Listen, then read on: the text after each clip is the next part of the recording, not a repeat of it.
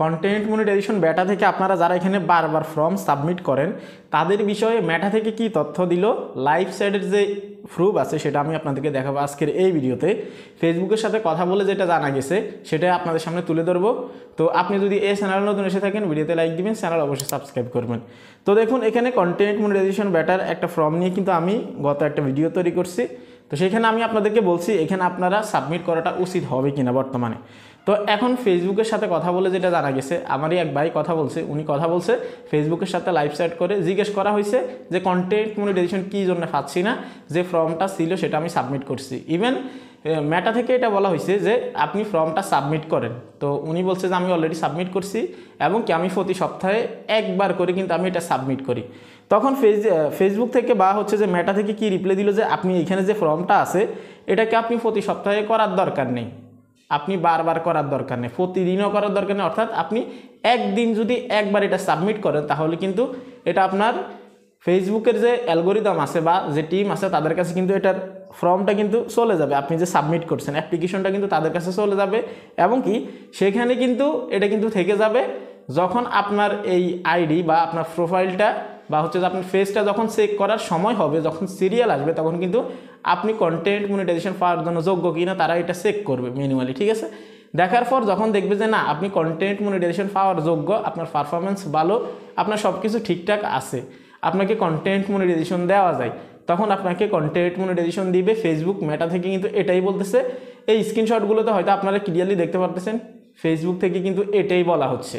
কিন্তু এখানে একটা বিষয় দাঁড়ায়, সেটা হচ্ছে যে মেটা যে তথ্য দিচ্ছে সেটার সাথে কিন্তু একদমই মিল নেই। কেননা আমি অনেকের ক্ষেত্রে দেখলাম যাদের হচ্ছে যে million million views, lakh lakh followers আছে, তাদের ক্ষেত্রে দেখা যাচ্ছে তারা তো সাবমিট করেই যাচ্ছে। তাহলে যাদের ভালো পারফরমেন্স, যাদের হচ্ছে যে আপনার ভিডিওতে ভালো ভিউজ আসতেছে, ভালো এঙ্গেজমেন্ট, বেশি ফলোয়ার্স আছে, তারাও কিন্তু সাবমিট করছে। তাহলে ফেসবুকের তথ্য মতে যাদের পারফরমেন্স ভালো থাকবে, এঙ্গেজমেন্ট ভালো থাকবে, ফেসবুক অলওয়েজ বলছে কন্টেন্ট মনিটাইজেশন পাওয়ার জন্য অরিজিনাল কন্টেন্ট আপলোড করবেন, ভালো এঙ্গেজমেন্ট নিয়ে আসবেন, কিন্তু কোনো ক্রাইটেরিয়া স্পষ্ট তারা এখানে উল্লেখ করে নেই। হ্যাঁ, কিন্তু এগুলোই বোঝাচ্ছে যে যাদের ভালো পারফরমেন্স তাদেরকে কিন্তু কন্টেন্ট মনিটাইজেশন দিবে।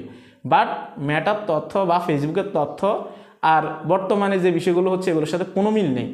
কেননা যদি মিল থাকতো তাহলে বড় বড় যে পেজগুলো আছে যেগুলোতে লক্ষ লক্ষ ভিউজ আসতেছে, মিলিয়ন মিলিয়ন ভিউজ আসতেছে, আমার অডিয়েন্স বা আমার সাবস্ক্রাইবার এমন আছে যাদের হচ্ছে যে 60-70 মিলিয়ন ভিউজ যাচ্ছে লাস্ট 28 ডেজে, এরকমও দেখছি আমি। তাহলে ফেসবুক বা মেটার তথ্যর সাথে কিন্তু কোনো ধরনের কোনো মিল নেই এখানে। তারা বলতেছে যে আপনি সাবমিট করলে আপনাকে দেখা হবে, আপনার ফেসটা, আপনার প্রোফাইলটা কিন্তু ভালোভাবে চেক করা হবে যে আপনি কন্টেন্ট মনিটাইজেশনের জন্য যোগ্য কিনা। তাহলে মিলিয়ন মিলিয়ন ভিউজ যাদের আছে তাদেরগুলো তো তারা চেক করতেছে, তাই না? চেক করলে তারা কি দেখে না যে তারা আসলে যোগ্য কিনা, তারা কন্টেন্ট মনিটাইজেশন পাওয়ার ডিজার্ভ করে কিনা? এখন কি বলবো, আসলে বিষয়গুলো একদমই উলটপালট। ফেসবুকের তথ্য এবং কি যেটা বাস্তবে ঘটতেছে কোনো ধরনের কোনো মিল পাচ্ছি না। ফেসবুক বলতেছে আপনি একবার করে এটা সাবমিট করবেন, কিন্তু আমি আপনাদেরকে বলবো ধরে নিন আপনি বিগত 1 মাস আগে আপনি সাবমিট করছেন, তখন আপনার পারফরমেন্স অনেক কম ছিল, যেমন ভিউজ অনেক কম আসতো, আপনার হচ্ছে যে ফলোয়ার্স অনেক কম ছিল। বাট স্টিল নাও 1 মাস পরে এসে যদি আপনার ভালো ফলোয়ার্স থাকে, আপনার যদি ভিউজ রেগুলার আসে, আপনার যদি পারফরমেন্স ভালো থাকে, তারপর হচ্ছে যে আপনার যদি এঙ্গেজমেন্ট ভালো থাকে, সেক্ষেত্রে আপনি এখন আবার সাবমিট করেন, আমি এটা সাজেস্ট করব।